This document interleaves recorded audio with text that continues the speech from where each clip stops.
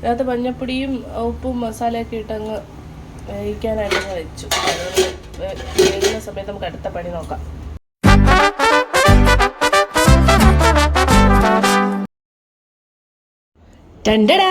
തത്സമയ ശ്രീയിലേക്ക് എല്ലാ കൂട്ടുകാർക്കും സ്വാഗതം. ഇന്ന് ഞായറാഴ്ചയിലെ ഒരു പ്രഭാതമാണ്. സാധാരണ നൈറ്റ് എല്ലാം ഒക്കെ ക്ലീൻ ചെയ്തിട്ടേ ഉറങ്ങാൻ കിടക്കാറുള്ളൂ. പക്ഷേ ഞായറാഴ്ച ആകുമ്പോൾ ശനിയാഴ്ച രാത്രി നല്ല ഒരു ക്ഷീണവും മടിയും ഒക്കെ ഉണ്ടാവും. നാളെ ഞായറാഴ്ചയാണല്ലോ, ഒത്തിരി സമയം കിട്ടുമല്ലോ, രാവിലെ പതുക്കെ എഴുന്നേറ്റാൽ മതിയല്ലോ എന്നൊക്കെ കരുതും. പക്ഷെ എഴുന്നേൽക്കുന്ന സമയം തന്നെ ലേറ്റായിട്ടായിരിക്കും. ചെയ്ത് വന്ന് ഒന്ന് ബ്രേക്ക്ഫാസ്റ്റ് കഴിയണമെങ്കിൽ തന്നെ 10 മണി കഴിയും. രാവിലെ തന്നെ കിച്ചണിലാണ് പരിപാടി കേട്ടോ. ഒത്തിരി പാത്രങ്ങളൊക്കെ ഉണ്ടായിരുന്നു, എല്ലാം കഴുകി സെറ്റാക്കിയതിന് ശേഷം വേണം അടുത്ത ക്ലീനിങ്ങിലേക്ക് പോകാൻ. ഇതിനിടയ്ക്ക് ഞാൻ രാവിലെ പോയി. സൺഡേ അല്ലേ, എനിക്ക് ചിക്കനേക്കാൾ കൂടുതൽ ഇഷ്ടം ബീഫാണ് കേട്ടോ.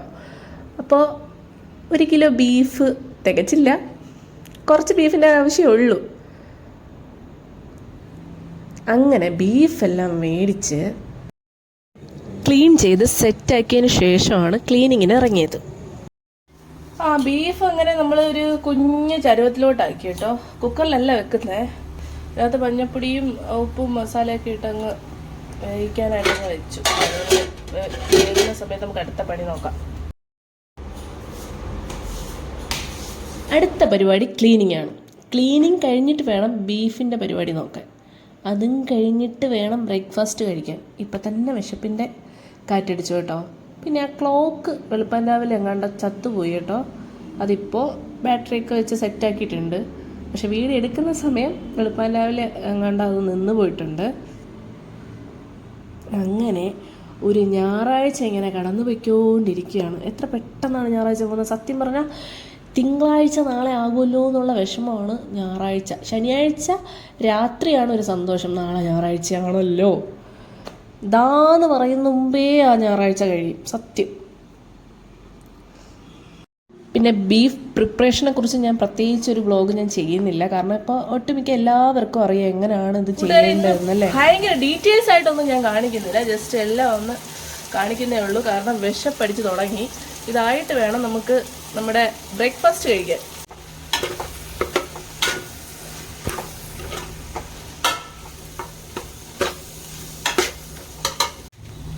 പിന്നെ ഒന്നുണ്ട് കേട്ടോ, കുക്കറിനേക്കാളും നല്ലത് അടുപ്പത്ത് ഉരുളിയിൽ വെക്കുന്നതാണ് ടേസ്റ്റ്. ഇതിനേക്കാളും ടേസ്റ്റാണ് വിറകടുപ്പിൽ വെക്കുന്നത്. തൽക്കാലം എൻ്റെ വീട്ടിലതില്ല.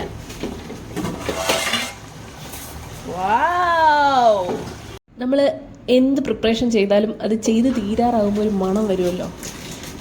അങ്ങനെ നമ്മുടെ അവസാനത്തിലേക്ക് എത്തിക്കൊണ്ടിരിക്കുകയാണ്. എൻ്റെ അവസാനമല്ല, ബീഫിൻ്റെ അവസാനം. എന്നിട്ട് വേണം നമുക്ക് ഈ മല്ലിയിലൊക്കെ മല്ലിയിലൊക്കെ ഞാൻ ഇട്ട് സെറ്റാക്കി അടുത്ത് അപ്പം ചുടുന്നുണ്ട്. അപ്പവും ബീഫും നല്ല കോമ്പിനേഷനല്ലേ.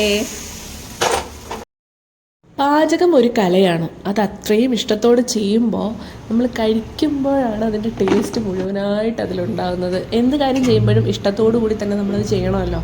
എൻ്റെ ബീഫും റെഡി ആയിട്ടുണ്ട്, അപ്പവും റെഡി ആയിട്ടുണ്ട്. ഇനി ടേസ്റ്റ് ചെയ്ത് കഴിക്കുക എന്നുള്ളതാണ്. ഇപ്പം മണി ഏകദേശം 10 മണി അടുപ്പിച്ചായിട്ടുണ്ട്. തൽക്കാലം ഞാൻ ഈ പ്രഭാതം മാത്രമാണ് ഞാൻ നിങ്ങൾക്കായിട്ട് എൻ്റെ വ്യൂവേഴ്സിനായിട്ട് ഞാൻ തരുന്നത്. കാരണം എനിക്ക് പനി ആയതുകൊണ്ട് ഫുൾ വ്ളോഗ് എനിക്ക് ഒരു ഡെയിലി മൈ ലൈഫായിട്ട് ഞാൻ ചെയ്തിട്ടില്ല. ഒരു മോർണിംഗ് റൊട്ടീൻ മാത്രമാണ് ഞാൻ കാണിച്ചിട്ടുള്ളത്. തൽക്കാലം നമുക്ക് ഇതുകൊണ്ടൊന്ന് സമാധാനിക്കാം. ഇന്നത്തെ വ്ളോഗ് ഇതൊക്കെ കൊണ്ട് തന്നെ ഞാൻ അവസാനിപ്പിക്കുകയാണ്.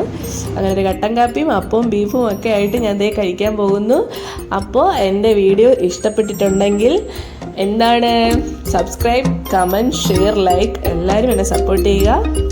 അപ്പോൾ നമുക്ക് മറ്റൊരു വീഡിയോയിൽ കാണാം. Tata, bye bye.